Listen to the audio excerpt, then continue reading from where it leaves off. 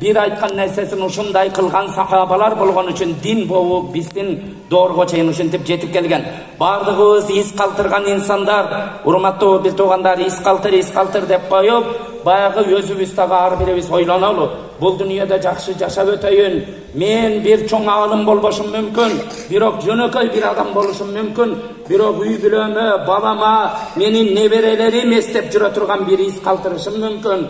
Ошо чоң атам ушундай эле, атам деген күнөө кылбайт эле, атам деген дайыма үйдө диний тарбия кылат эле, мени деген кешене тери менен багат эле деп жок дегенде балдарыбыз эстей тургандай бир из калтырышты Алла Таалам ар бирибизге насип кылсын. Андан кылымдан кылым өтүп келди, урматтуу бир туугандар.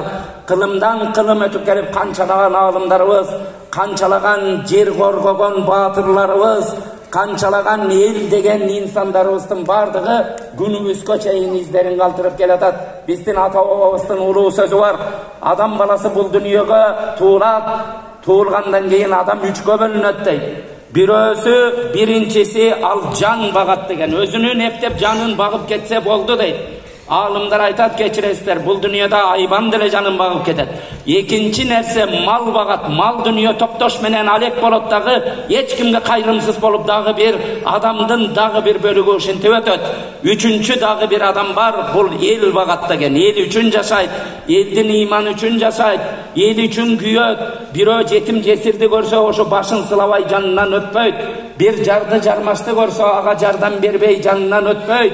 Бир коом муктаж болуп турган нерсени бир ошого жардам кылмайынча ал жерден өтпөйт деген. Кудай Таала баардыгыңыздардын урук тукумуңуздарды ошондой бир эл баккан инсандардан кылсын. Алла Таалам жерге бизге тынччылык, аманчылык берсин.